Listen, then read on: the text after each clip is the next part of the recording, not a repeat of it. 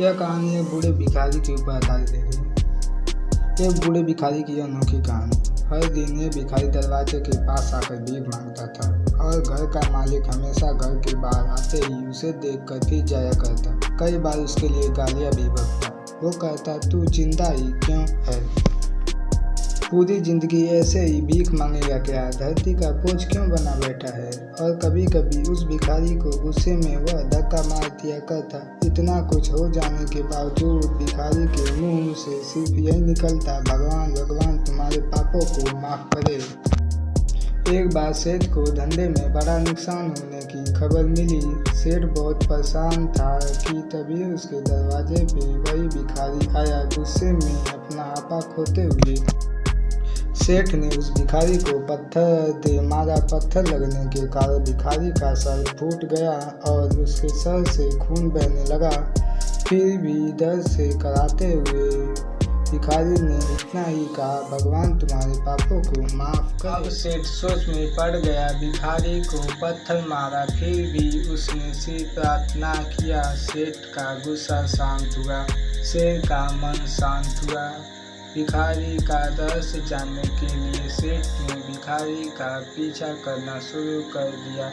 भिखारी जहाँ जहाँ जाता सेठ उसके पीछे पीछे जाता। सेठ ने देखा कि कोई भिखारी को खाना देता तो कोई उसको मारता, तो कोई उसका अपमान करता, तो कोई उसको गाली देता। लोग भिखारी के साथ चाहे जैसा व्यवहार करते हैं, लेकिन भिखारी सबके लिए एक ही प्रार्थना करता कि भगवान तुम्हारे पाप को माफ होने को आई थी। भिखारी अपने घर जाने के लिए लौटा। वो अपने घर पहुंच गया, लेकिन सेठ अब भी उसका पीछा कर रहा था। एक पुरानी टूटी हुई खटिया पर एक बूढ़ी औरत लेटी हुई काफी कमजोर और बीमार लग रही थी। वह भिखारी की पत्नी थी। अपने पति को वापस आता देखकर वह खाट से उठ खड़ी हुई।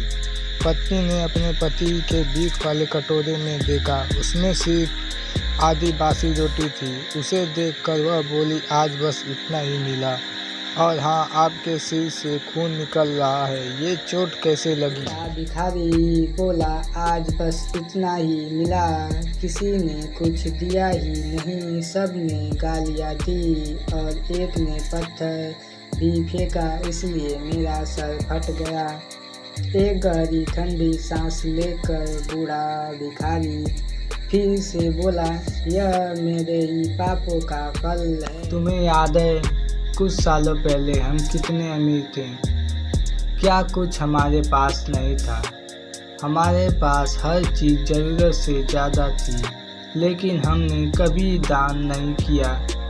और उससे भी बुरा हमने उस अंधे भिखारी के साथ किया जो हमारे द्वार पर भीख मांगने आया करता था।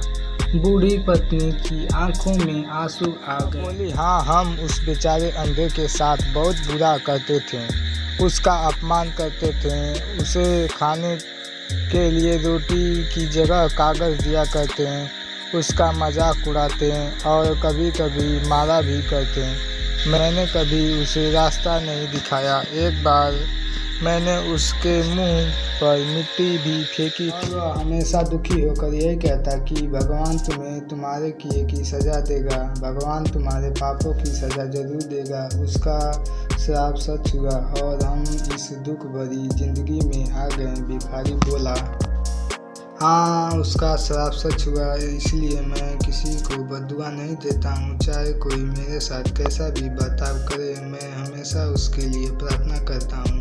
मैं नहीं चाहता कि कोई हमारे जैसी ज़िंदगी का अनुभव करे, किसी को भी हमारे जैसे दुखों का सामना न करना पड़े। वो नहीं जानते कि वह कितना बड़ा पाप कर रहे हैं, इसलिए अनजाने में हुए पाप की ऐसी सज़ा किसी को मिले मैं नहीं चाहता। सेठ वहीं पर छुपकर यह सारी बात सुन रहा था।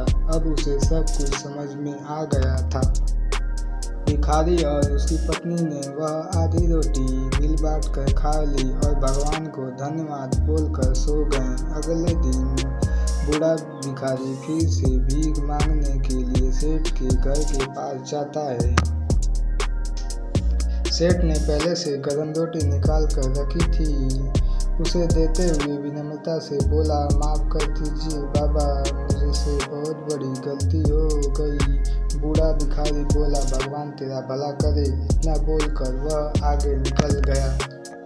इस कहानी से जो सीख लेने लायक है वह बड़ी ही सिंपल है कि आदमी चाहे किसी के बारे में बुरा कहे या भला करे, लेकिन भगवान सिर्फ कर्म के हिसाब से उसको फल देता है। क्या हुआ अगर भगवान नहीं देखता है, लेकिन यह बात बिल्कुल सच है। खाते में सबका हिसाब बहुत बहुत पक्का होता है, इसलिए जब भी किसी के लिए कुछ भी करो तो अच्छा करो। इस कहानी से हमें यही सीख मिलती है कि हमें दूसरों की भलाई करते रहना चाहिए, हमें दूसरों का बुरा कभी भी नहीं करना चाहिए। बाय बाय दोस्तों, आज के लिए इतना ही। Radhe Radhe. Like comment subscribe जरूर करना है।